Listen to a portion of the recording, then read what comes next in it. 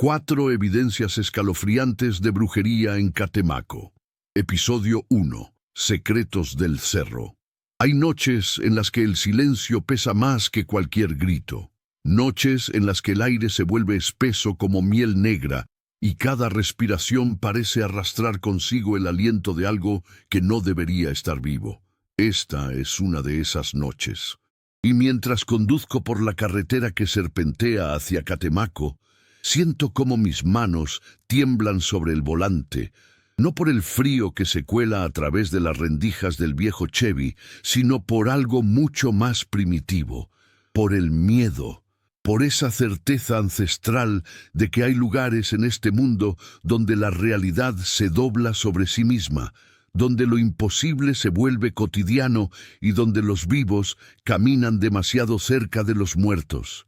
Me llamo Santiago Morales. Soy periodista, o al menos eso es lo que solía decirme a mí mismo cuando aún creía que la verdad era algo sólido, algo que podía sostenerse entre las manos como una piedra. Ahora ya no estoy tan seguro. Ahora sé que hay verdades que te desgarran por dentro, que te vacían hasta dejarte convertido en poco más que un cascarón que camina y respira, pero que por dentro está completamente hueco. Y todo comenzó hace 3 semanas, cuando recibí aquella llamada. Era tarde, pasadas las 11 de la noche. Yo estaba en mi apartamento de la Ciudad de México, rodeado de expedientes y fotografías borrosas, intentando armar una historia sobre desapariciones en la Huasteca que mi editor había descartado por tercera vez. El teléfono sonó con esa insistencia particular que tienen las llamadas que no deberían hacerse a esas horas. Dudé antes de contestar. Debería haber seguido dudando. Debería haber dejado que sonara hasta el infinito, pero no lo hice. La voz al otro lado era áspera, desgastada por años de cigarrillos y aguardiente, una voz de hombre mayor que pronunciaba cada palabra como si le costara un esfuerzo físico arrancarla de la garganta. ¿Santiago Morales? ¿El periodista que escribió sobre los rituales de Sonora? Sí, soy yo. ¿Quién habla? Hubo un silencio largo. Podía escuchar su respiración entrecortada al otro lado de la línea. Y algo más. Un sonido de fondo que no logré identificar al principio. Un murmullo. Como voces lejanas que rezaban o cantaban en un idioma que no reconocí. Mi nombre no importa. Lo que importa es que usted es el único que publicaría esto. Los demás tienen miedo. Todos tienen miedo en Catemaco. Pero las cosas que están pasando aquí, alguien tiene que contarlas, alguien tiene que dejar registro antes de que sea demasiado tarde. ¿De qué está hablando? ¿Qué cosas? Brujería, señor Morales, pero no la brujería de los charlatanes que venden limpias a los turistas. Esto es diferente, esto es viejo, tan viejo que ya estaba aquí cuando llegaron los españoles y está despertando en el cerro del Mono Blanco. Debí colgar en ese momento, debí reconocer el tono de locura en su voz, la obsesión enfermiza que teñía cada sílaba. Pero había algo más, algo en la forma en que pronunció esas últimas palabras, un terror genuino que no puede fingirse, el miedo de alguien que ha visto algo que no debería existir. ¿Por qué me llama a mí? Porque usted no se asusta fácilmente, porque investigó cosas que otros ni siquiera se atreven a mencionar, y porque necesito que alguien sepa la verdad. Necesito que quede registrado lo que vi, lo que todos estamos viendo pero nadie quiere admitir. ¿Qué vio exactamente?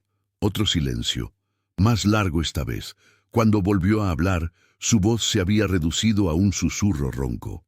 Las 4 evidencias, señor Morales. Las 4 pruebas de que algo antiguo y hambriento está regresando. Venga a Catemaco. Pregunte por don Esteban en el mercado. Él sabe dónde encontrarme. Pero venga pronto, muy pronto, porque cada día que pasa, el velo se hace más delgado, y lo que está del otro lado, lo que está esperando para cruzar, la línea se cortó. Intenté devolver la llamada, pero el número apareció como privado. Me quedé sentado en la oscuridad de mi apartamento, con el teléfono aún en la mano, sintiendo como un escalofrío me recorría la columna vertebral. Sabía que debería ignorar aquella llamada. Sabía que probablemente era solo un loco o alguien intentando venderme una historia falsa. Pero había algo en su voz, esa mezcla particular de miedo y urgencia que solo he escuchado antes en personas que realmente han rozado algo inexplicable. Pasé los siguientes 2 días investigando. Catemaco es conocido en todo México como la capital de la brujería. Cada año, durante la primera semana de marzo, brujos y chamanes de todo el país se reúnen allí para el famoso Congreso Nacional de Brujos. Los turistas acuden en masa buscando limpias, amarres de amor, lecturas de tarot. Es folclore, cultura popular, entretenimiento disfrazado de misticismo. O al menos eso es lo que siempre había pensado. Pero mientras más investigaba, más encontraba historias que no encajaban con esa narrativa comercial y benigna. Reportes policiales archivados, desapariciones nunca resueltas, testimonios de personas que hablaban de luces extrañas en el cerro, de animales que actuaban de forma antinatural, de niños que dibujaban símbolos que no deberían conocer. Y todo señalaba hacia el mismo lugar, el Cerro del Mono Blanco, una elevación cubierta de selva espesa que se alza al norte de la laguna de Catemaco, como un diente negro perforando el cielo. Según las leyendas locales, el cerro es sagrado. Los olmecas lo consideraban un lugar de poder, un punto donde el mundo de los vivos y el mundo de los espíritus se tocaban. Cuando llegaron los españoles, construyeron una pequeña capilla en su cima, intentando cristianizar el sitio. Pero la capilla fue abandonada después de solo 2 años. Los sacerdotes que la atendían comenzaron a tener pesadillas. Decían que escuchaban voces en la noche, que veían sombras moverse entre los árboles, aunque no había nada allí.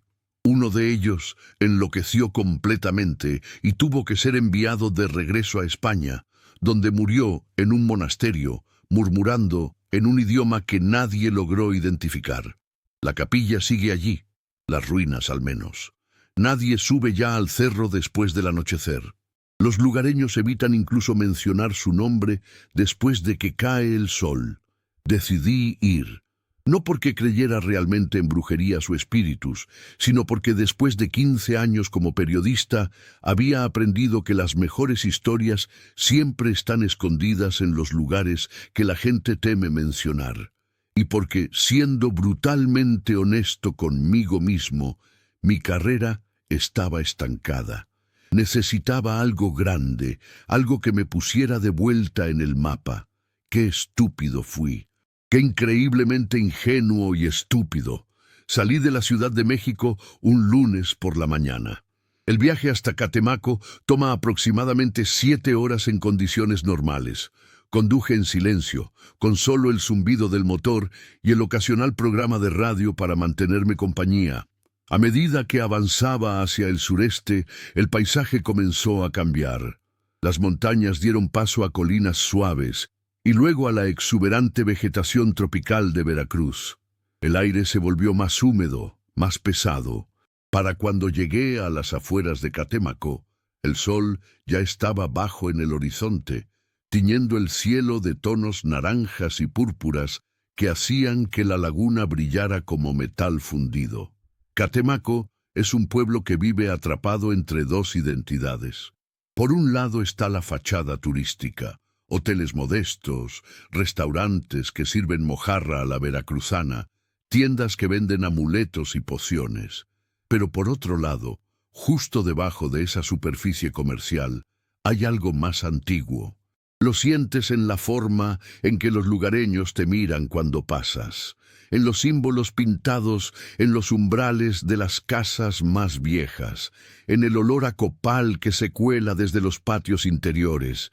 Es como si toda la ciudad estuviera participando en un secreto compartido, una verdad que se guarda celosamente de los forasteros. Me registré en un pequeño hotel cerca del malecón. Una construcción de 2 pisos, con paredes encaladas que alguna vez fueron blancas, pero que ahora mostraban manchas de humedad y moho. La dueña era una mujer entrada en años, con el cabello teñido de un negro artificial y una mirada que parecía ver a través de mí. Cuando le mencioné que estaba allí para investigar historias sobre el cerro, su expresión cambió. Se volvió dura, cerrada. Los turistas siempre quieren historias sobre el cerro, pero es mejor no hacer demasiadas preguntas. Hay cosas que es mejor dejar en paz. Estoy buscando a alguien. Un hombre que me pidió que viniera. Dijo que don Esteban en el mercado sabría dónde encontrarlo. La mujer se quedó muy quieta. Sus ojos se entrecerraron ligeramente. ¿Don Esteban le mandó llamar? No exactamente. Alguien me dijo que él sabría dónde encontrarlo. Ella negó con la cabeza lentamente. Don Esteban no habla con forasteros sobre esas cosas, y si usted es inteligente, dejará el pueblo mañana mismo. Hay cosas pasando aquí que no son asunto suyo. No insistí. Tomé las llaves de mi habitación y subí las escaleras crujientes. La habitación era pequeña y espartana. Una cama con sábanas que olían a naftalina, un viejo ventilador de techo que chirriaba al girar, una ventana que daba al callejón trasero. Me senté en el borde de la cama y revisé mi teléfono. Sin mensajes, sin llamadas perdidas, pero tampoco había señal. Intenté conectarme al wifi del hotel, pero la contraseña que me había dado la dueña no funcionaba. Aislado, ya me sentía aislado. Decidí salir a caminar antes de que cayera completamente la noche. Las calles de Catemaco tienen esa cualidad peculiar de los pueblos costeros tropicales. Están vivas con sonidos y movimiento, pero todo se siente ligeramente desenfocado, como si estuvieras viendo todo a través de un cristal empañado. Pasé junto a vendedores ambulantes que ofrecían elotes y esquites, junto a niños que jugaban fútbol en una cancha improvisada, junto a grupos de hombres que bebían cerveza en las esquinas y que dejaban de hablar cuando yo pasaba. El mercado estaba cerrando cuando llegué. Los puestos estaban siendo cubiertos con lonas de plástico. Vendedoras cansadas guardaban los pescados que no habían logrado vender. Los amontonaban en hieleras sucias, mientras el olor a escamas y vísceras impregnaba el aire. Pregunté por don Esteban, a una mujer que vendía hierbas medicinales. Ella me miró con desconfianza, pero señaló hacia el fondo del mercado, donde un puesto de velas y veladoras aún permanecía abierto. Don Esteban era un hombre menudo, probablemente en sus 60, con la piel curtida por el sol y las manos manchadas de cera. Estaba arreglando velas de diferentes colores en una vitrina de vidrio cuando me acerqué. No levantó la vista.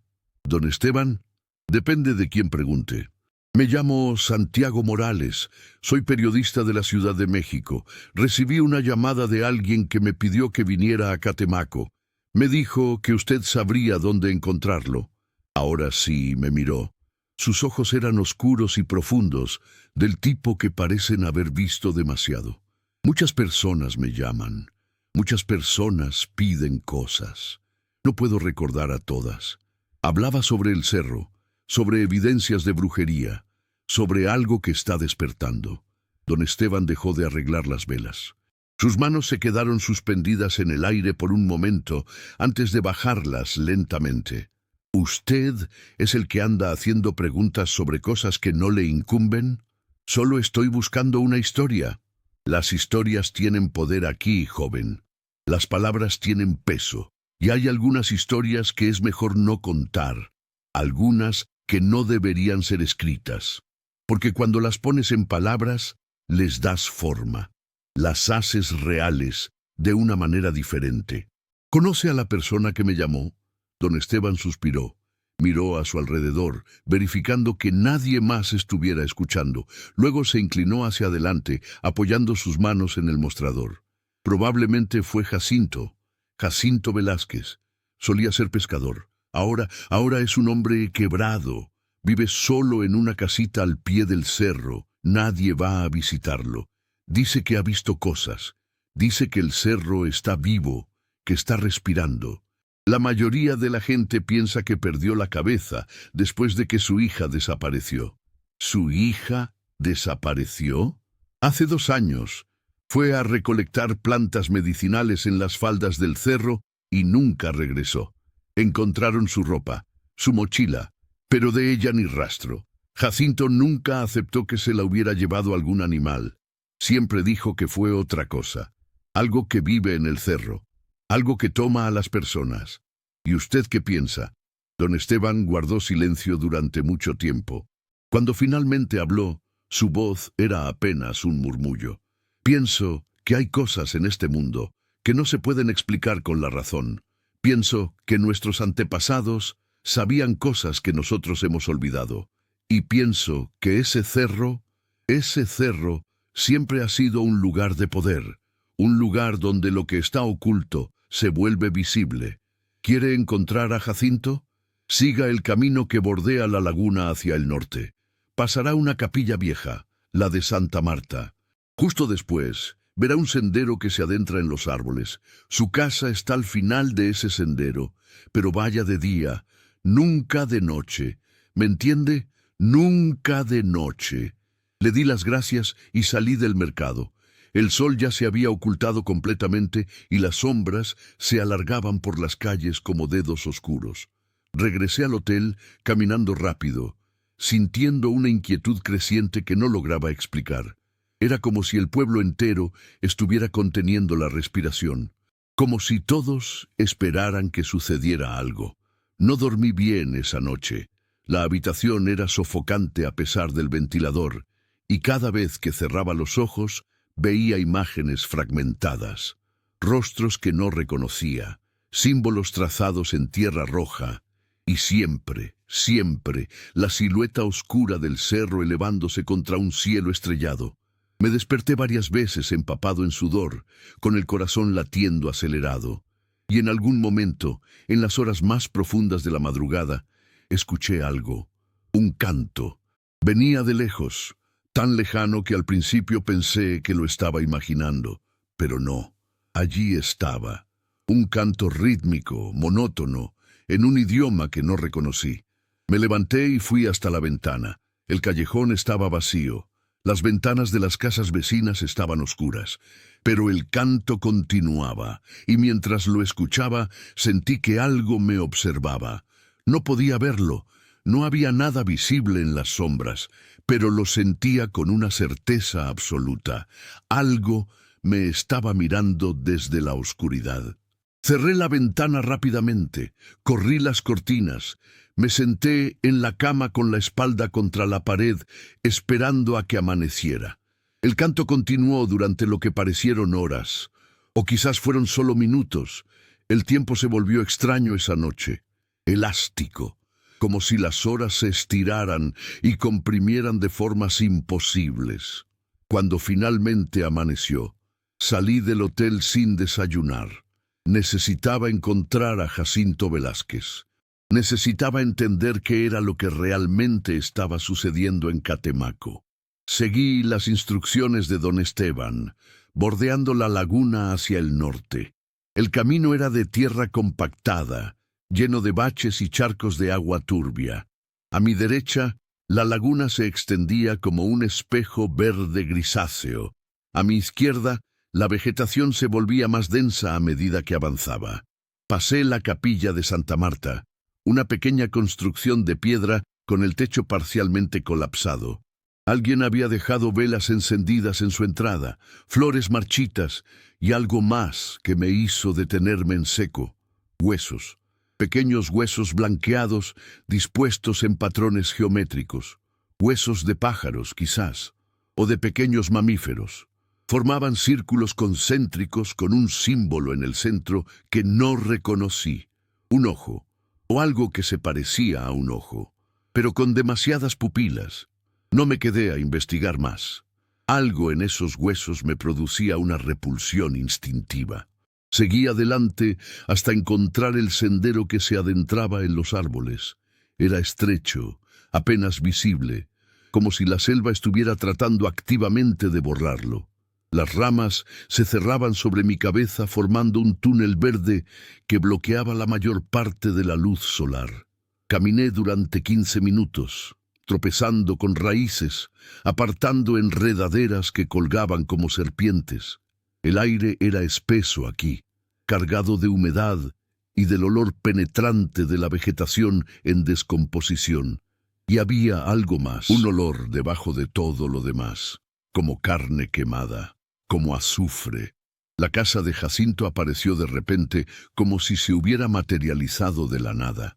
Era una estructura pequeña hecha de madera y láminas de metal oxidado. El jardín delantero estaba lleno de objetos extraños, botellas colgadas de los árboles, espejos rotos dispuestos en patrones circulares, y cruces. Docenas de cruces clavadas en la tierra, algunas hechas de madera, otras de metal retorcido, todas pintadas de rojo intenso. Me acerqué a la puerta y toqué. Nada. Volví a tocar, más fuerte esta vez.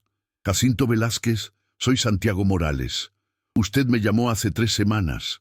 Escuché movimiento dentro, pasos arrastrándose, el sonido de múltiples cerrojos siendo descorridos. Finalmente, la puerta se abrió apenas unos centímetros. Un ojo me miraba a través de la rendija. ¿Vino solo? Sí. ¿Nadie lo siguió? No. Nadie me siguió. La puerta se abrió completamente. Jacinto Velázquez era un hombre destruido. Eso fue lo primero que pensé al verlo. Debía tener alrededor de 50 años, pero se veía de 70. Su cabello era completamente blanco. Su piel tenía un tono grisáceo enfermizo, pero lo peor eran sus ojos. Tenían esa mirada vidriosa de alguien que ha visto algo que rompió algo fundamental en su interior. Entré rápido. No me gusta tener la puerta abierta más tiempo del necesario. El interior de la casa era peor que el exterior.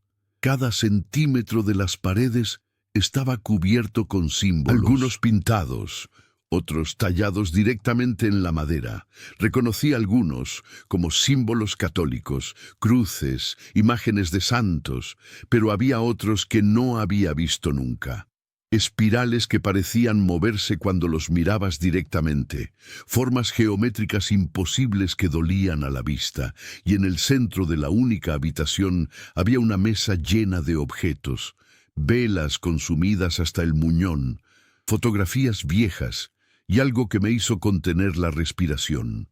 4 objetos dispuestos en forma de cruz, una piedra negra y lisa con marcas rojas, un pedazo de tela desgarrada, manchada con algo oscuro que podría haber sido sangre, una fotografía borrosa que mostraba algo entre los árboles, algo con demasiadas extremidades y una grabadora de audio anticuada.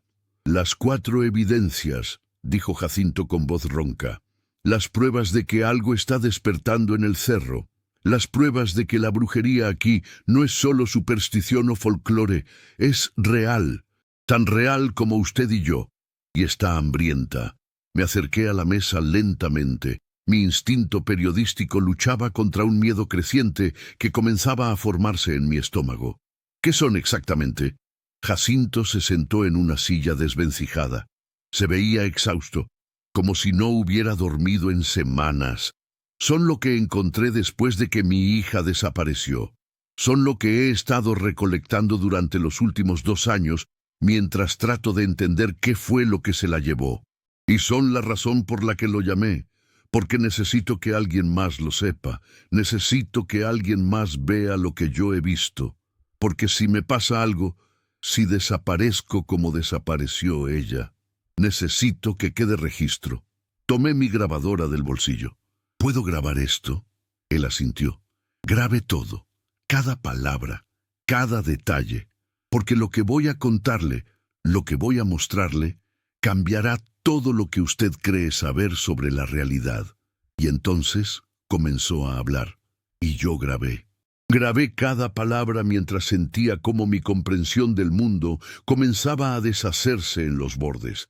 La primera evidencia era la piedra negra. Jacinto la levantó con cuidado, como si fuera algo sagrado. ¡Oh, maldito! Las marcas rojas en su superficie no eran pintura, me explicó, eran parte de la piedra misma, como si hubieran sido grabadas con fuego o ácido. Formaban patrones que dolían mirar directamente, geométricos, pero orgánicos al mismo tiempo, como si fueran un idioma que mi cerebro no sabía cómo procesar. Encontré esta piedra en el lugar exacto donde desapareció mi hija, dijo Jacinto. Estaba en el centro de un círculo de hierba muerta. Todo alrededor de la piedra, en un radio perfecto de 3 metros, la vegetación estaba marchita, como si algo hubiera drenado toda la vida del suelo. Pero lo más extraño, lo más perturbador, es que la piedra estaba caliente, no tibia, caliente, como si hubiera estado expuesta al sol durante horas, pero la encontré en medio de la noche, a las 3 de la madrugada, cuando finalmente logré que la policía viniera a buscar a mi hija. Extendió la piedra hacia mí. Dudé antes de tomarla. Cuando lo hice, sentí una descarga eléctrica recorrer mi brazo. No dolorosa, pero definitivamente ahí, como si la piedra estuviera vibrando a una frecuencia apenas perceptible. ¿La siente?, preguntó Jacinto.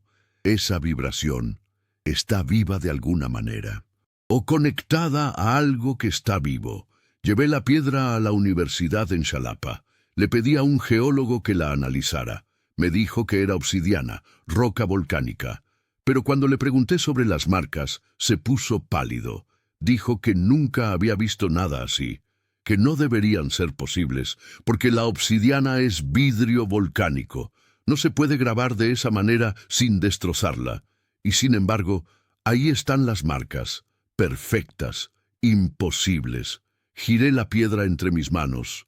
A la luz que se filtraba por la ventana sucia, las marcas parecían moverse ligeramente, como sombras que se retorcían. Parpadeé. Las marcas estaban quietas. Quizás había sido un truco de la luz. ¿Qué cree que significa? No sé qué significa, pero sé qué hace. Atrae cosas.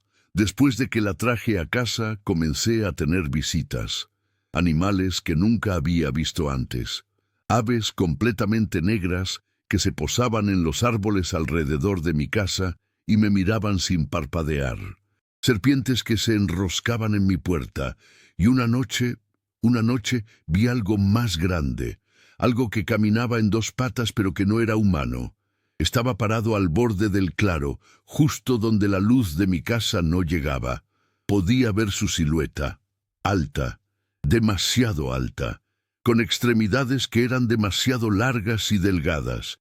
Se quedó ahí durante horas, solo mirando, y cuando finalmente se fue, dejó huellas en el barro, huellas que no coincidían con ningún animal que conozca. Dejé la piedra sobre la mesa con cuidado. Mi mano seguía hormigueando donde la había tocado. ¿Tiene fotografías de esas huellas? Jacinto negó con la cabeza. Desaparecieron antes del amanecer, como si algo las hubiera borrado deliberadamente.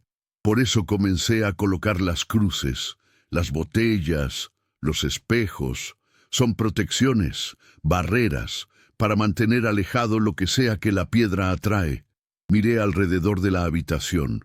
Todos esos símbolos, todas esas protecciones. Este hombre no estaba loco, o al menos no de la forma en que había asumido inicialmente. Estaba aterrorizado, genuinamente aterrorizado, y eso era de alguna manera más inquietante que si simplemente hubiera sido un lunático delirante. La segunda evidencia era el trozo de tela. Era azul originalmente, me dijo Jacinto. Parte de la blusa que su hija llevaba puesta el día que desapareció. La habían encontrado enganchada en una rama a medio camino del cerro, pero lo que la hacía evidencia no era la tela en sí, era lo que había en ella.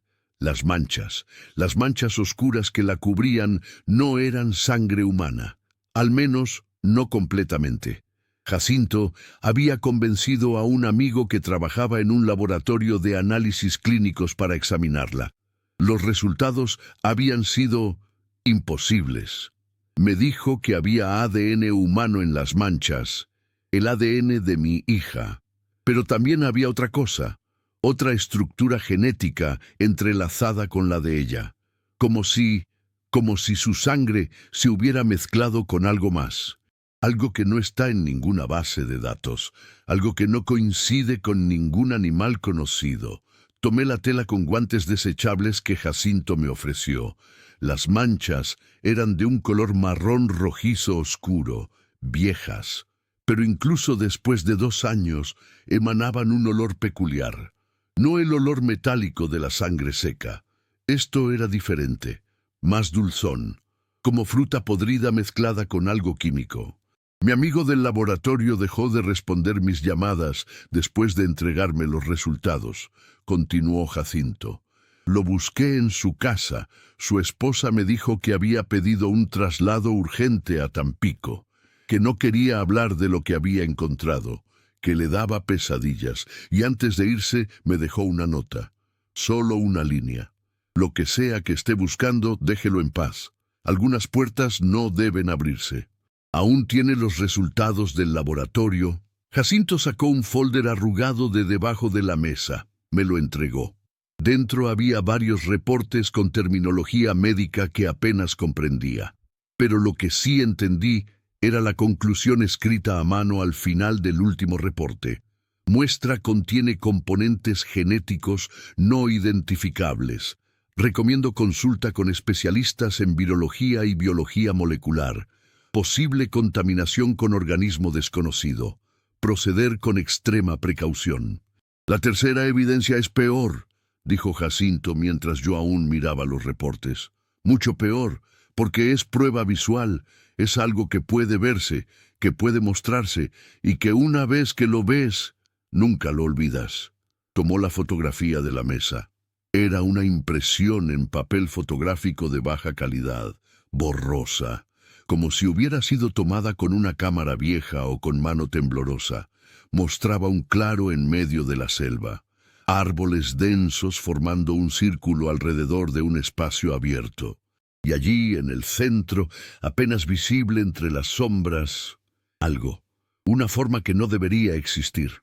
Alta, extremadamente alta, con lo que parecían ser extremidades múltiples, pero no estaban dispuestas de ninguna manera que tuviera sentido anatómico. Salían de su torso en ángulos imposibles, y su cabeza, si es que aquello era una cabeza, era completamente circular, sin rasgos visibles. Solo una esfera perfecta de oscuridad. ¿Qué demonios es eso?, murmuré. No lo sé. Tomé esa fotografía hace 1 año. Había subido al cerro buscando pistas sobre mi hija. Sabía que era peligroso. Sabía que estaba arriesgando mi vida, pero necesitaba saber, necesitaba entender. Llegué hasta las ruinas de la vieja capilla española, y allí lo vi, parado en el claro justo enfrente de las ruinas. No se movía, solo estaba ahí, mirándome, y supe, sin saber cómo, que me estaba invitando, que quería que me acercara. Lo hizo, se acercó. Jacinto soltó una risa amarga sin humor. No soy tan estúpido. Tomé la fotografía con el zoom máximo de mi cámara y corrí. Corrí como nunca he corrido en mi vida. Podía sentirlo detrás de mí. No lo escuchaba. No había sonido de pasos o ramas rompiéndose, pero lo sentía.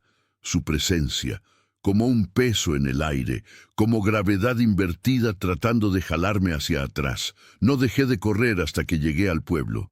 Y cuando finalmente me detuve y miré hacia atrás, estaba parado en el borde de la selva, justo donde el camino se encuentra con los árboles, observándome, esperando. Miré la fotografía nuevamente. Ahora que sabía lo que estaba buscando, podía ver más detalles. La forma no proyectaba sombra, ninguna en absoluto, a pesar de que la luz del sol claramente penetraba el dosel arbóreo en ese momento. Era como si existiera en un espacio ligeramente desplazado de la realidad normal. ¿Se la mostró a alguien más? A 3 personas, un sacerdote, un antropólogo y un curandero tradicional del pueblo. El sacerdote se persignó y me pidió que quemara la fotografía. Dijo que algunas cosas no debían ser nombradas ni miradas. El antropólogo la estudió durante 1 hora antes de devolverla. Me dijo que los símbolos, que podía distinguir en el fondo de la imagen, se parecían a glifos olmecas, pero no exactamente, como si fueran una versión corrupta, una distorsión. El curandero me dijo que lo que había fotografiado era un Tlacatecolotl, un hombre búho, uno de los antiguos dioses oscuros que los aztecas temían incluso más que a Huitzilopochtli. Dijo que esas entidades eran anteriores a los humanos, que habían sido empujadas fuera de este mundo hace mucho tiempo, pero que nunca se fueron completamente, y que lugares como el cerro son donde la membrana entre mundos es más delgada. Un escalofrío me recorrió la columna vertebral. El aire en la habitación parecía haberse vuelto más frío de repente. O quizás era mi imaginación. Quizás todo esto era mi imaginación, pero la fotografía estaba ahí, real, tangible, mostrando algo que no debería existir. La cuarta evidencia era la grabadora de audio. Era un modelo antiguo, de esos que usaban cintas magnéticas. Jacinto la tomó con reverencia, o con miedo. Era difícil distinguir cuál. Esta es la evidencia más importante y la más peligrosa, porque no es solo prueba de que hay algo en el cerro, es prueba de que ese algo está comunicándose, que tiene intención, propósito, y que está tratando de atraer más personas hacia allí. ¿Qué hay en la grabación? Voces, pero no voces humanas, no exactamente. Grabé esto hace 6 meses, había subido al cerro nuevamente. Sé que es estúpido, sé que estoy tentando al destino cada vez que voy, pero no puedo detenerme. Necesito encontrar respuestas, necesito saber qué le pasó a mi hija. Llegué hasta la capilla. Esta vez era de día. Pensé que estaría más seguro. ¡Qué ingenuo! Coloqué la grabadora en el altar de piedra de la capilla y la dejé grabando mientras exploraba los alrededores. Cuando regresé 2 horas después, esto es lo que había capturado. Presionó el botón de reproducción.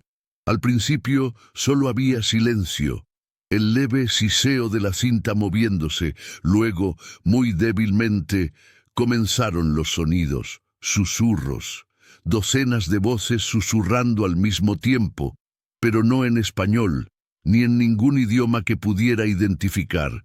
Los sonidos eran guturales, ásperos, como si fueran producidos por gargantas que no estaban diseñadas para el habla humana. Pero lo peor no eran los susurros.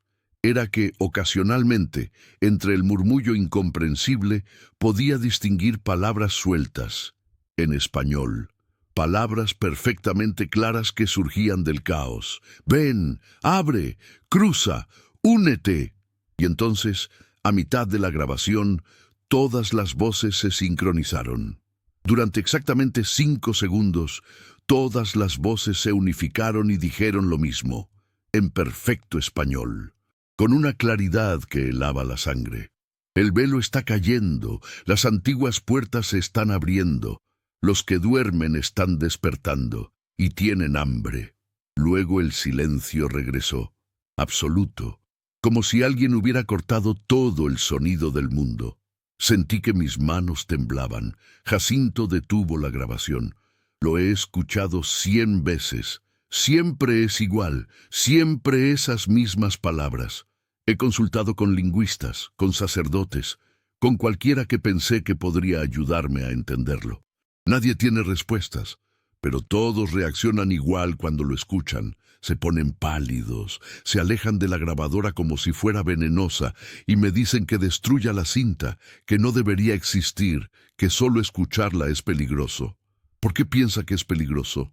Porque 2 de las personas a las que se la mostré desaparecieron. Uno era un profesor de la universidad, el otro era un brujo local. Los 2 se fueron al cerro después de escuchar la grabación. Los 2 dijeron que necesitaban verificar algo, necesitaban ver por sí mismos. Ninguno regresó. La policía encontró los restos del profesor 2 meses después. Lo que quedaba de él estaba en el claro frente a la capilla. Su cuerpo estaba dispuesto en un patrón, sus extremidades formaban un símbolo. el mismo símbolo que está en la piedra negra, y su boca estaba llena de tierra, como si hubiera estado gritando cuando lo enterraron vivo, pero no había signos de lucha, ninguno. Era como si se hubiera quedado quieto mientras lo mataban. El silencio que siguió fue pesado, opresivo. Podía escuchar mi propia respiración, el crujir de la casa vieja, y algo más, un sonido apenas perceptible, como un canto distante. ¿Lo escucha?, preguntó Jacinto súbitamente. ¿Qué? El canto. Viene del cerro. Siempre está ahí.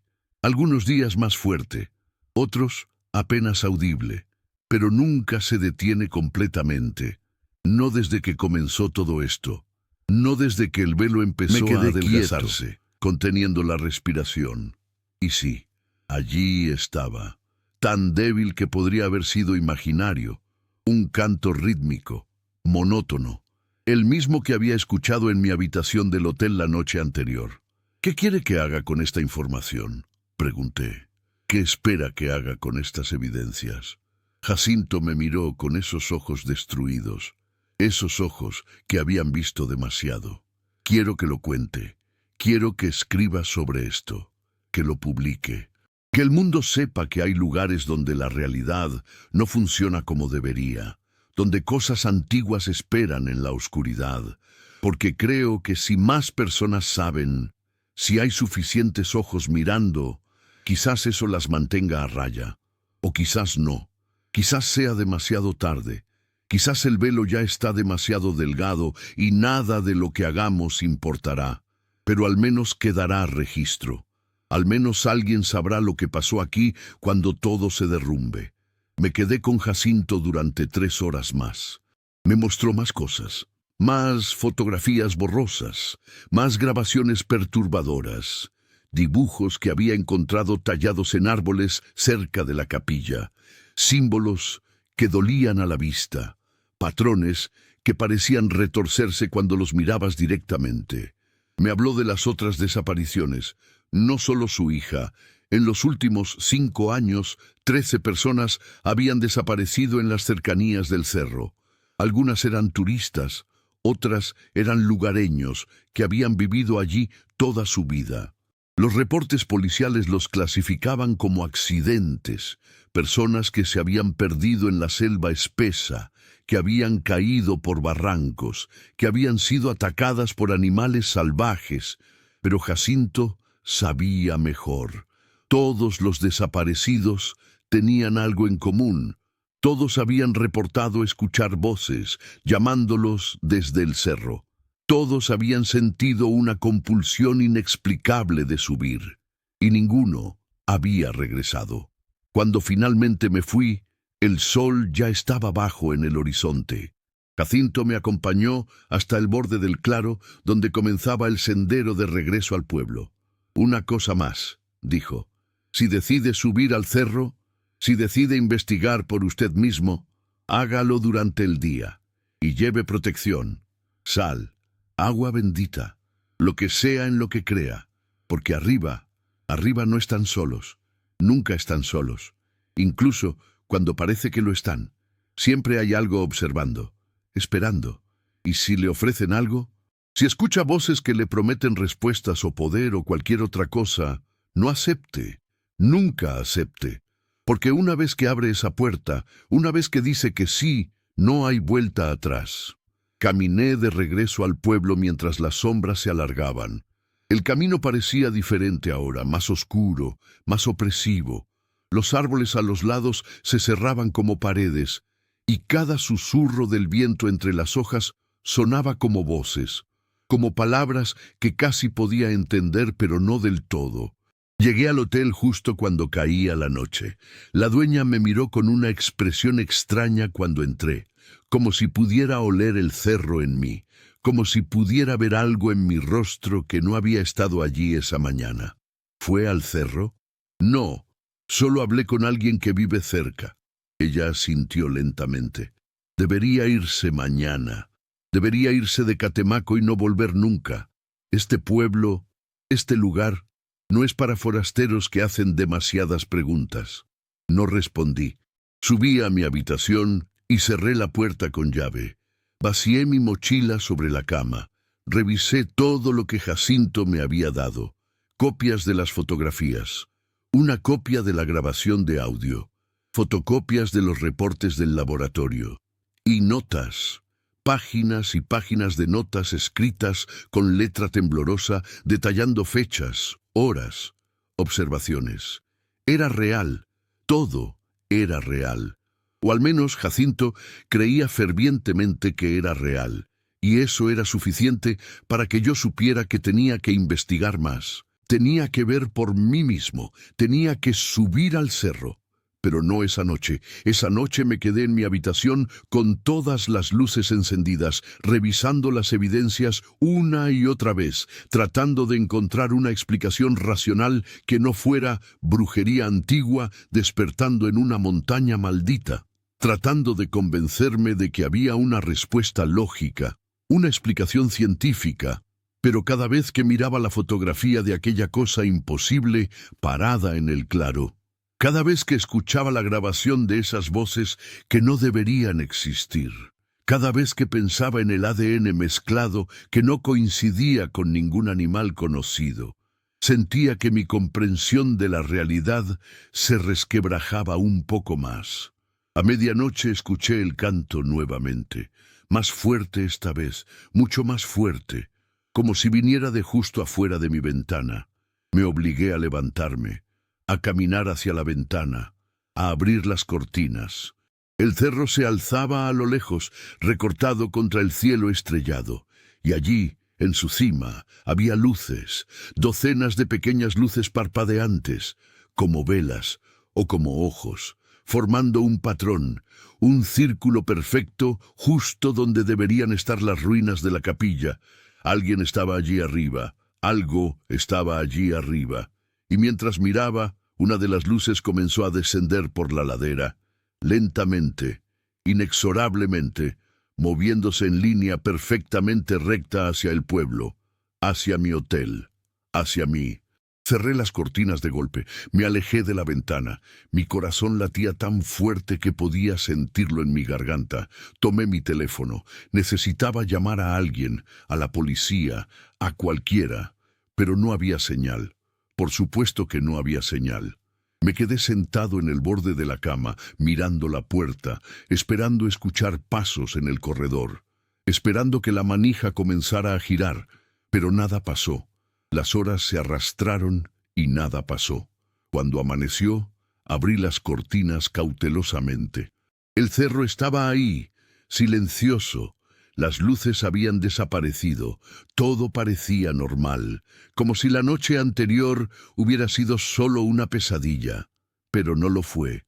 Lo sé porque cuando bajé al desayuno, la dueña del hotel me estaba esperando, y había alguien más con ella, un hombre alto vestido completamente de negro, mayor, con el cabello plateado peinado hacia atrás y ojos que parecían ver directamente a través de mí.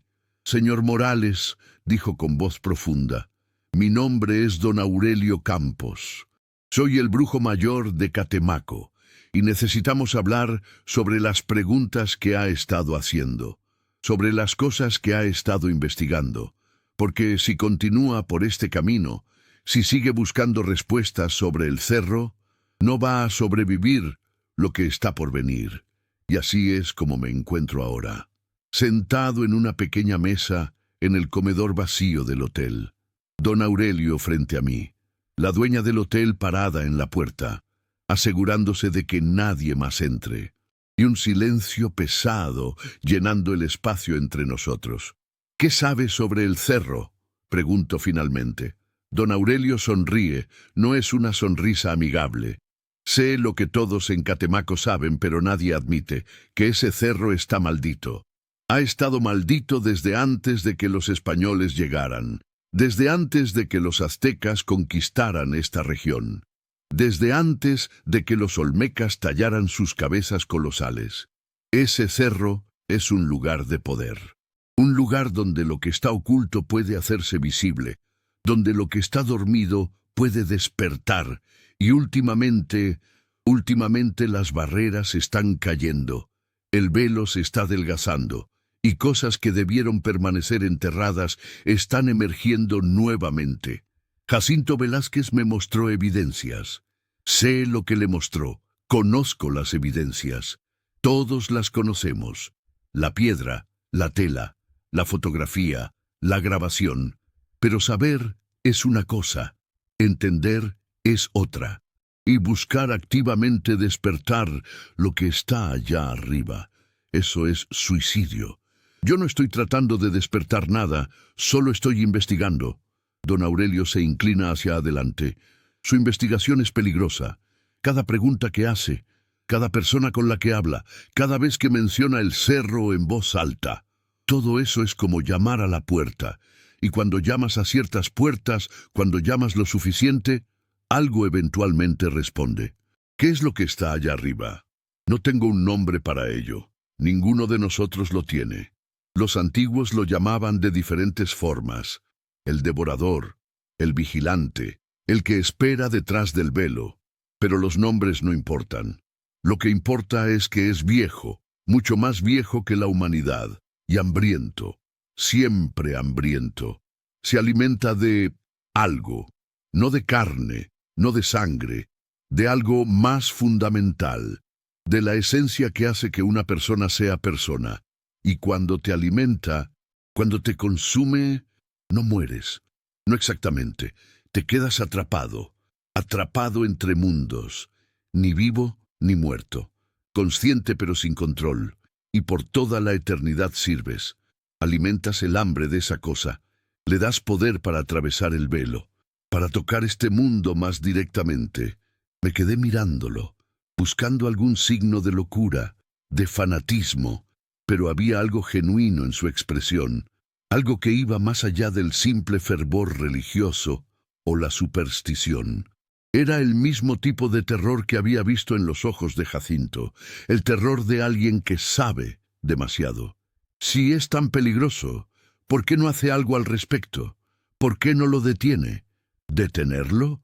Don Aurelio soltó una risa amarga. No se puede detener, solo se puede contener, mantener dormido. Y eso es exactamente lo que hemos estado haciendo durante generaciones. Los brujos de Catemaco no somos solo vendedores de pociones y limpias para turistas. Somos guardianes. Mantenemos las barreras, alimentamos las protecciones, realizamos los rituales que mantienen cerradas las puertas. Pero últimamente las barreras están fallando. Los rituales no son tan efectivos como solían ser, y cada año más personas desaparecen. Más señales aparecen de que algo está despertando. ¿Por qué? ¿Por qué están fallando las barreras? Porque el mundo está cambiando. La gente ya no cree como solía creer. Y la creencia es poder. La fe es poder. Cuando suficientes personas dejan de creer en lo sagrado, las protecciones se debilitan, y las cosas que esperan en la oscuridad sienten esa debilidad. La explotan, empujan contra el velo, y eventualmente atravesarán. Me recosté en mi silla. Todo esto era demasiado, demasiado extraño, demasiado imposible, y sin embargo, aquí estaba, escuchándolo, y alguna parte de mí, alguna parte primitiva de mi cerebro que recordaba cuando los humanos éramos presas y la oscuridad estaba llena de depredadores. Esa parte me creía. ¿Qué quiere de mí? Quiero que se vaya, que deje Catemaco, que olvide todo lo que ha escuchado y visto, que destruya las evidencias que Jacinto le dio, porque si publica esto, si hace pública esta información, atraerá más personas curiosas, más personas escépticas que querrán verificar por sí mismas. Y cada una de esas personas será una ofrenda. Cada una alimentará a esa cosa, le dará más poder, más capacidad de atravesar el velo.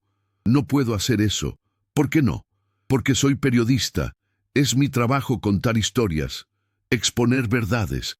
Y si esto es real, si realmente hay algo peligroso allá arriba, entonces la gente tiene derecho a saberlo, a estar advertida. Don Aurelio me miró durante un largo momento.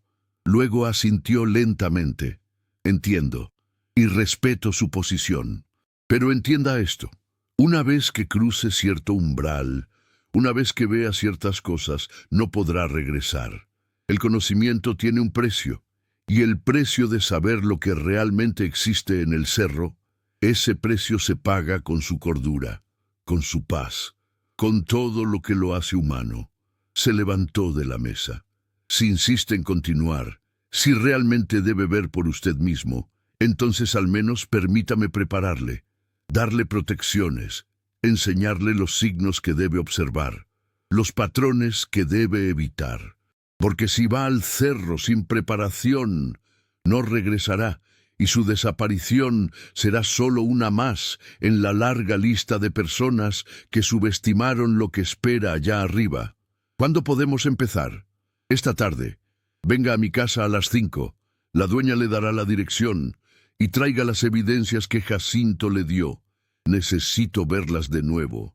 Necesito evaluar qué tan avanzado está el despertar. Se fue sin decir nada más. La dueña del hotel me miró con una expresión que era mitad lástima, mitad resignación. Es un buen hombre, don Aurelio. Si alguien puede mantenerlo a salvo, es él. Pero sepa esto, joven. Nadie que sube al cerro regresa siendo la misma persona. Todos cambian. Todos pierden algo allá arriba. Y algunos pierden todo.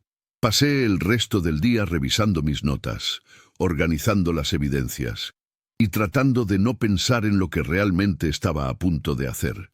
Porque si era honesto conmigo mismo, sabía que esto había dejado de ser una simple investigación periodística. Se había vuelto personal, había cruzado alguna línea invisible y ahora estaba involucrado de una manera que no podía deshacer. A las 5 en punto, llegué a la casa de don Aurelio. Era una estructura antigua en las afueras del pueblo, rodeada de jardines llenos de plantas medicinales y árboles frutales. Pero también había otras cosas. Estatuas de santos mezcladas con figuras precolombinas, cruces católicas junto a símbolos que reconocí de las investigaciones que había hecho sobre religiones indígenas. Era una fusión de creencias, un sincretismo que reflejaba siglos de culturas entrelazándose y adaptándose. Don Aurelio me esperaba en un patio interior. Había preparado una mesa con varios objetos. Sal, agua en un cuenco de barro, hierbas secas, una pequeña bolsa de tela y un collar con un pendiente de obsidiana. «Siéntese», me ordenó. «Tenemos mucho que hacer y poco tiempo». Durante las siguientes 2 horas me enseñó. Me habló de las protecciones básicas, cómo trazar círculos de sal, cómo usar el agua bendecida para limpiar espacios, qué hierbas quemar para repeler entidades negativas. Me explicó que las protecciones no eran solo superstición, que funcionaban en base a principios que la ciencia moderna aún no comprendía completamente, que la intención enfocada, la voluntad concentrada, la fe genuina. Todas estas cosas generaban una especie de campo energético que ciertas entidades no podían atravesar fácilmente. «Pero entienda esto», dijo mientras me colocaba el collar de obsidiana.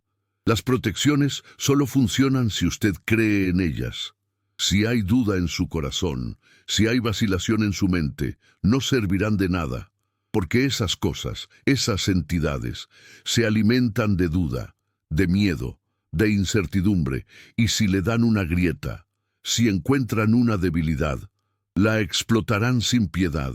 Revisó las evidencias que Jacinto me había dado. Su expresión se volvió cada vez más sombría mientras examinaba la piedra, la tela, la fotografía. Cuando escuchó la grabación, se persignó y murmuró algo en un idioma que no reconocí. «Es peor de lo que pensaba, mucho peor. El despertar está muy avanzado. Esas voces en la grabación no son solo ecos, son invocaciones. Están llamando a algo, preparando el camino, y si lo que temo es cierto, pronto será demasiado tarde para detenerlo». «¿Demasiado tarde para qué?» «Para evitar el cruce completo, para mantener a esa cosa en su propio lado del velo. Una vez que tenga suficiente poder, suficientes ofrendas, suficientes almas atrapadas alimentándolo, podrá manifestarse completamente en este mundo. Y cuando lo haga, Catemaco será solo el comienzo. Se extenderá como una infección, como un cáncer, consumiendo todo a su paso. Está hablando del fin del mundo. Estoy hablando del fin del mundo tal como lo conocemos. Pero no será un final rápido, no será un apocalipsis de fuego y destrucción, será lento, insidioso. Las personas desaparecerán una a una, llamadas por voces que solo ellas pueden escuchar, atraídas a lugares como el cerro, y cada persona que desaparezca alimentará a esa cosa, le dará más poder, más capacidad de influir en este mundo, hasta que eventualmente ya no haya límites, ya no haya barreras, y lo que antes estuvo oculto caminará abiertamente bajo la luz del sol. Se quedó en silencio por un momento. Luego me miró directamente a los ojos. Mañana, al amanecer, subirá al cerro, con o sin mi permiso, con o sin protecciones. Lo sé porque lo veo en usted. Esa compulsión, esa necesidad de saber, ya lo tiene, ya lo está atrayendo. Puede sentirlo incluso ahora, como un susurro en el borde de su conciencia, como una comezón que no puede rascar. Eso es lo que hace. Así es como atrae a sus víctimas. Tenía razón.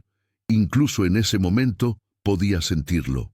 Una urgencia inexplicable de subir, de ver por mí mismo, de pararme frente a esas ruinas y confrontar lo que esperaba allí. Entonces, ayúdeme a prepararme. Don Aurelio asintió. Lo haré. Pero sepa esto, incluso con todas las protecciones, incluso con todo el conocimiento que puedo darle, sus probabilidades de sobrevivir a lo que encontrará allá arriba no son buenas. Pero al menos tendré la conciencia tranquila de que hice todo lo posible. Pasamos el resto de la tarde y la noche en preparación. Me bañó con agua de hierbas, trazó símbolos en mi frente con cenizas bendecidas, me dio amuletos para llevar, sal para espolvorear, instrucciones sobre qué hacer si veía ciertas señales, qué palabras pronunciar si me sentía en peligro inmediato. Y me advirtió, una y otra vez me advirtió, no mirar directamente a la cosa si la veía, no responder si escuchaba mi nombre siendo llamado con voces que reconociera, no aceptar ninguna ofrenda o invitación, no cruzar ningún círculo de piedras o palos, no quedarme en el cerro después del atardecer bajo ninguna circunstancia. Cuando terminamos, era casi medianoche. Don Aurelio se veía agotado, década más viejo que cuando habíamos comenzado. Vaya ahora, descanse lo que pueda. Mañana al amanecer lo acompañaré hasta el pie del cerro, pero no puedo subir con usted. No a mi edad, no con mis rodillas, pero estaré esperando, volveré aquí al atardecer. Y si no ha regresado para entonces, realizaré los rituales apropiados, para que su alma no quede atrapada allá arriba. Regresé al hotel caminando en la oscuridad. Las calles estaban vacías, pero no me sentía solo. Podía sentir miradas, sombras que se movían en mi visión periférica, el constante sonido de ese canto distante que ahora parecía venir de todas direcciones a la vez. En mi habitación dispuse las protecciones tal como don Aurelio me había enseñado. Tracé un círculo de sal alrededor de la cama. Coloqué un cuenco de agua bendita en cada esquina de la habitación. Colgué hierbas secas en la puerta y las ventanas. Y luego, porque sabía que no podría dormir de todas formas, me senté a escribir. Escribí todo, cada detalle de los últimos días, cada palabra que Jacinto y don Aurelio me habían dicho, cada sensación extraña, cada momento de terror. Lo escribí todo porque necesitaba que quedara registro. Necesitaba que si algo me pasaba, alguien supiera la verdad. Las horas pasaron. En algún momento, a pesar del miedo y la adrenalina, debo haberme dormido, porque de repente era de día. La luz del sol entraba a través de las cortinas, y afuera podía escuchar los sonidos normales del pueblo despertando, vendedores gritando, motores de autos, niños riendo. Todo parecía tan normal, tan ordinario. Era difícil creer que a solo unos kilómetros de distancia, algo antiguo y hambriento esperaba en la oscuridad. Me vestí rápidamente. Revisé mi mochila. Agua, comida, linterna, las protecciones que don Aurelio me había dado, mi grabadora, mi cámara, todo lo que podría necesitar. Don Aurelio me esperaba fuera del hotel. Tenía un auto viejo. Nos subimos en silencio y condujo hacia el norte, siguiendo el mismo camino que yo había tomado para visitar a Jacinto. Pero esta vez no nos detuvimos en su casa. Continuamos más allá, hasta donde el camino se convertía en poco más que un sendero de tierra, hasta donde los árboles se volvían tan densos que bloqueaban la mayor parte de la luz solar. Nos detuvimos en un pequeño claro. Delante de nosotros, un sendero ascendía serpenteando hacia el cerro. Era empinado, cubierto de raíces y rocas, y cada metro de él se sentía mal, como si el camino mismo estuviera rechazando la presencia humana. «Este es el punto donde ya no puedo acompañarlo», dijo don Aurelio. «El sendero lo llevará hasta las ruinas de la capilla. El ascenso tomará aproximadamente 2 horas. Una vez allí, haga lo que debe hacer. Tome sus fotografías, haga sus grabaciones, pero no se quede más de lo necesario y regrese antes de que el sol comience a descender». «Entendido, entendido». Me entregó una última cosa, una pequeña bolsa de cuero. Si todo lo demás falla, si se encuentra en peligro mortal y ninguna de las otras protecciones funciona, abra esta bolsa. Esparza su contenido en un círculo alrededor de usted y pronuncie las palabras que están escritas en el papel dentro de la bolsa, pero use esto solo como último recurso, porque lo que contiene es peligroso para usted y para cualquier cosa cerca. Es un tipo diferente de poder, no de protección, sino de ataque, y las consecuencias de usarlo son significativas. Guardé la bolsa en mi bolsillo, respiré profundo y comencé a subir. Los primeros 20 minutos fueron físicamente agotadores, pero no particularmente perturbadores. El sendero era empinado y resbaladizo. Tuve que detenerme varias veces para recuperar el aliento, pero todo parecía normal. Árboles, rocas, el ocasional pájaro cantando en las ramas.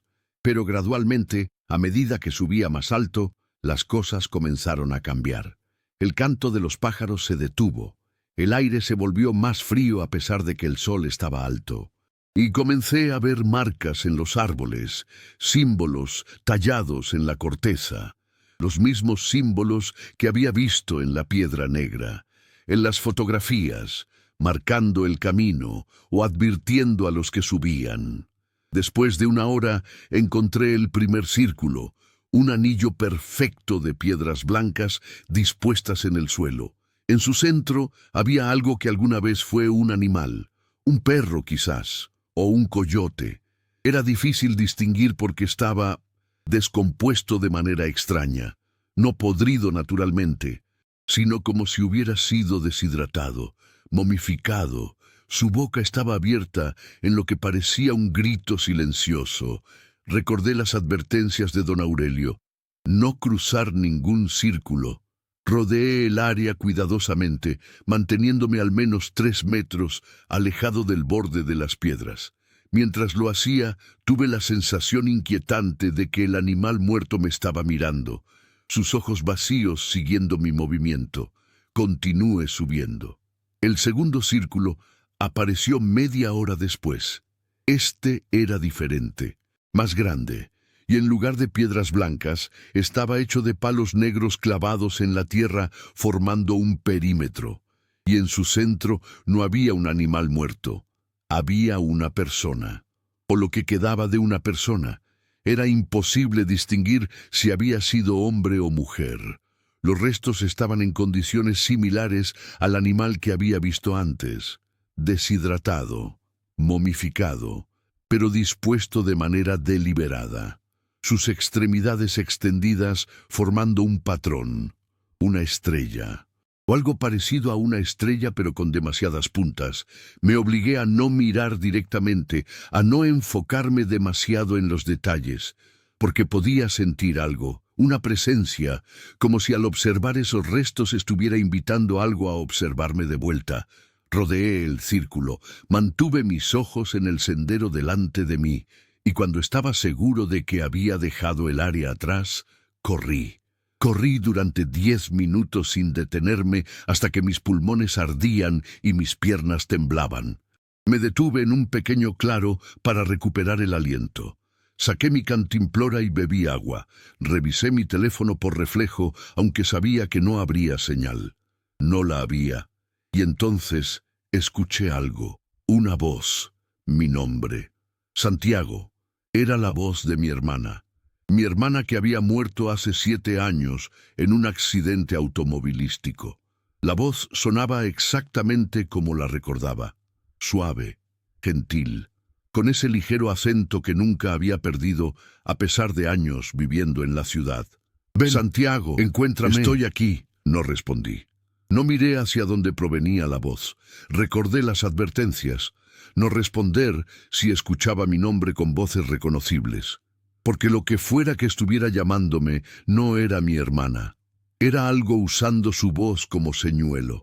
La voz continuó durante varios minutos, llamándome, suplicándome que fuera hacia ella, diciendo que tenía miedo, que estaba perdida, que necesitaba mi ayuda. Me forcé a levantarme, a continuar subiendo, a ignorar esa voz que me partía el corazón escuchar, porque sabía que si respondía, si seguía esa voz, terminaría como los restos en el círculo. Otra ofrenda, otra alma atrapada alimentando a esa cosa. La voz finalmente se desvaneció, pero no sentí alivio, porque ahora podía escuchar otras cosas. Susurros en los árboles, pisadas siguiéndome, y ese canto. Ese maldito canto que ahora era tan fuerte que parecía venir de dentro de mi propia cabeza. Las ruinas de la capilla aparecieron de repente, como si hubieran estado ocultas detrás de una cortina invisible que de pronto se descorrió. Era una estructura pequeña, mucho más de lo que había imaginado. Paredes de piedra parcialmente colapsadas, sin techo. El altar aún estaba de pie en el centro. Un bloque macizo de roca cubierto de musgo y líquenes. Pero lo que me hizo detenerme en seco no fue la capilla en sí, fue lo que estaba en el claro frente a ella.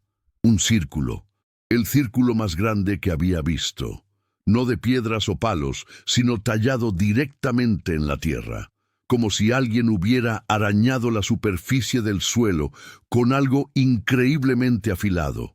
Y el círculo no estaba vacío.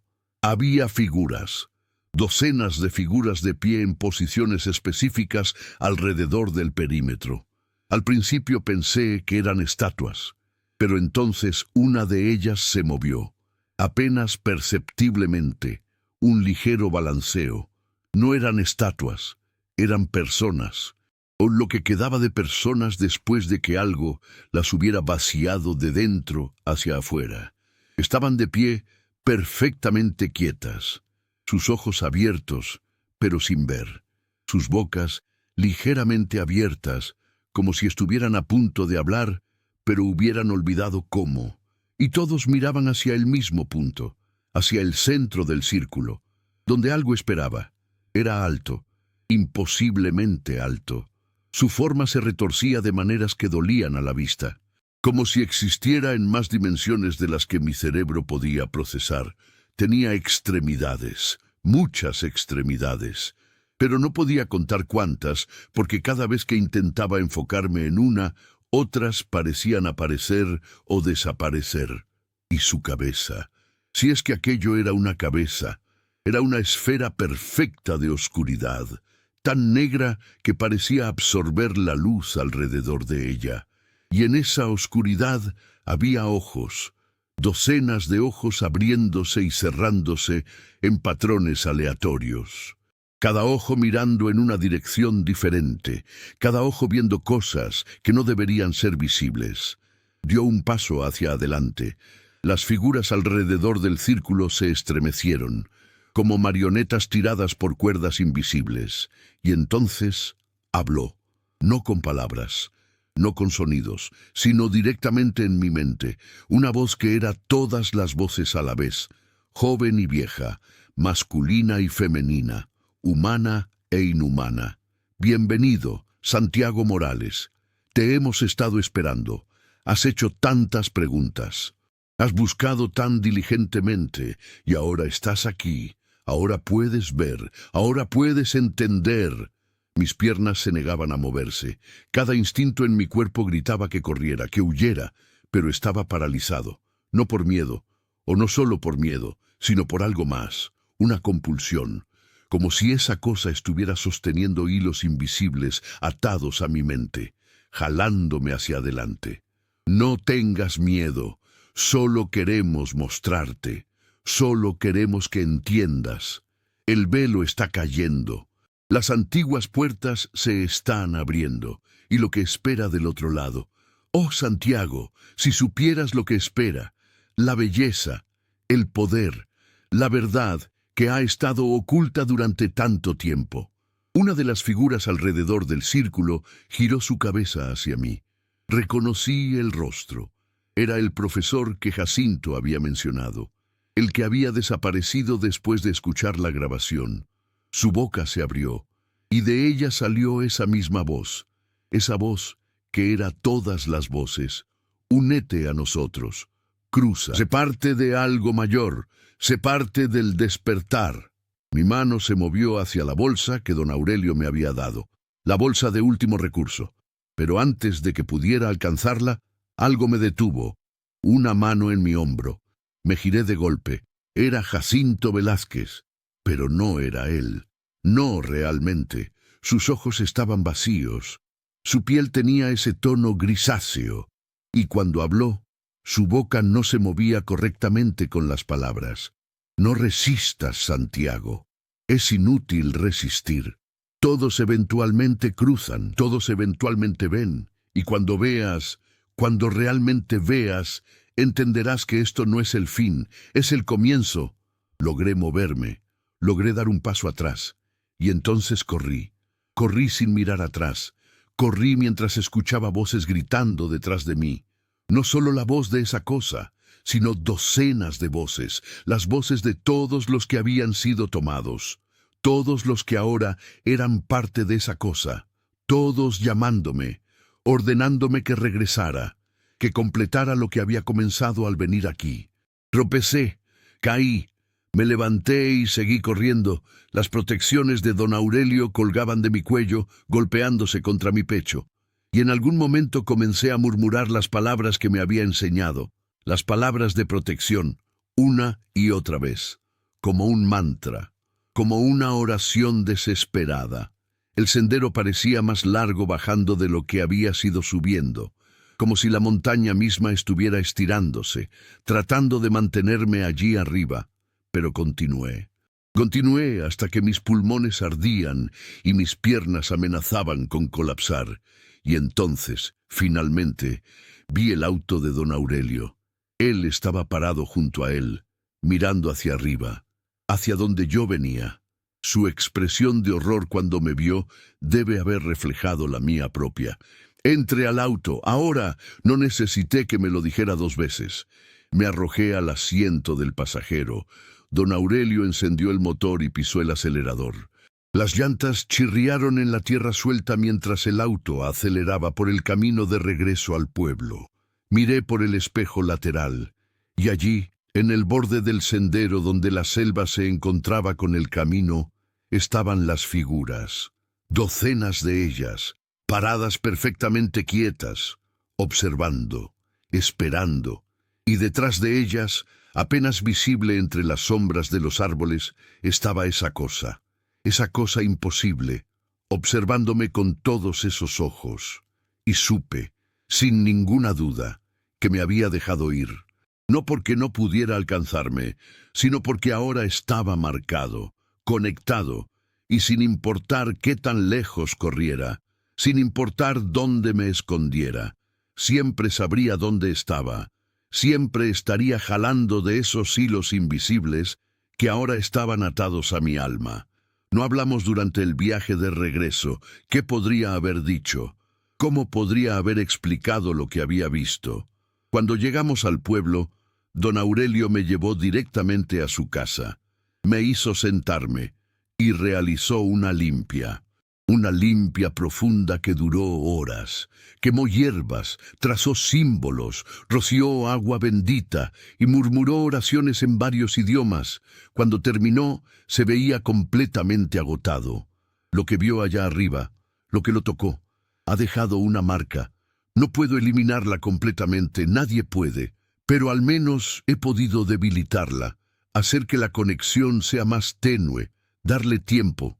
¿Tiempo para qué? Para decidir qué hará con lo que ahora sabe.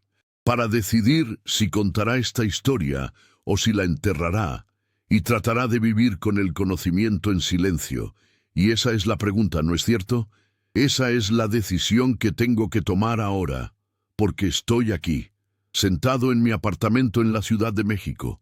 Han pasado 3 días desde que escapé del cerro, 3 días de pesadillas, 3 días de escuchar voces que no deberían estar ahí, 3 días de ver sombras moverse en mi visión periférica, y tengo todas las evidencias, las fotografías, las grabaciones, los testimonios, todo lo que necesitaría para escribir la historia más importante de mi carrera. La historia que probaría que hay cosas en este mundo que no deberían existir, que lo imposible es real, que los monstruos no son solo cuentos para asustar niños, pero también sé el precio. Sé que si publico esto, más personas irán, más personas curiosas, escépticas, que quieren verificar por sí mismas, y cada una será una ofrenda, cada una alimentará a esa cosa. Le dará más poder para cruzar el velo. Así que aquí estoy, con esta decisión, con este conocimiento que me quema por dentro. ¿Qué haría usted? ¿Contaría la verdad sabiendo el costo? ¿O guardaría silencio y dejaría que otros descubran por sí mismos lo que espera en la oscuridad? Porque esto es lo que sé con certeza absoluta. El velo está cayendo. Las antiguas puertas se están abriendo. Y lo que ha estado durmiendo durante milenios está despertando, no solo en Catemaco, sino en otros lugares alrededor del mundo, otros puntos donde la realidad es más delgada, donde lo oculto puede hacerse visible, y todos nosotros, cada uno de nosotros, eventualmente tendremos que decidir, ¿enfrentamos lo que viene? ¿O pretendemos que no está ahí hasta que sea demasiado tarde? Yo ya tomé mi decisión al escribir esto, al documentar cada detalle, al compartir las 4 evidencias escalofriantes de brujería en Catemaco, al revelar los secretos del cerro. Ahora la decisión es suya. ¿Me cree? ¿O piensa que estoy loco? ¿Irá a verificar por sí mismo? ¿O se quedará lejos de ese lugar maldito? Solo sé esto: si decide ir, si decide subir ese cerro y buscar las ruinas de la capilla, si decide pararse en ese claro y confrontar lo que espera allí, no diga que no fue advertido, no diga que nadie le contó la verdad, porque ahora lo sabe, ahora ha sido informado, y el conocimiento, como me dijo don Aurelio, tiene un precio que todos eventualmente debemos pagar. Esto es solo el comienzo, el episodio 1 de algo mucho más grande, algo que está emergiendo de la oscuridad, algo que ha estado esperando durante demasiado tiempo. Si quieren saber más, si quieren que continúe documentando lo que está sucediendo en Catemaco y en otros lugares, si quieren conocer más sobre las antiguas puertas que se están abriendo y lo que espera del otro lado, entonces suscríbanse a este canal, activen las notificaciones, porque lo que viene a continuación, lo que revelaré en los próximos episodios, hará que estas 4 evidencias parezcan solo el principio. Y comenten, por favor comenten, díganme desde dónde están viendo esto. Díganme si han escuchado sobre lugares similares en sus regiones, lugares donde cosas extrañas suceden, donde personas desaparecen sin explicación, donde la realidad parece funcionar de manera diferente, porque necesito saber, necesito mapear todos estos puntos, entender el patrón. Antes de que sea demasiado tarde, antes de que el velo caiga completamente, antes de que lo que está del otro lado cruce permanentemente a nuestro mundo. El cerro está llamando, siempre está llamando, y cada día más personas escuchan su voz. ¿Será usted el próximo?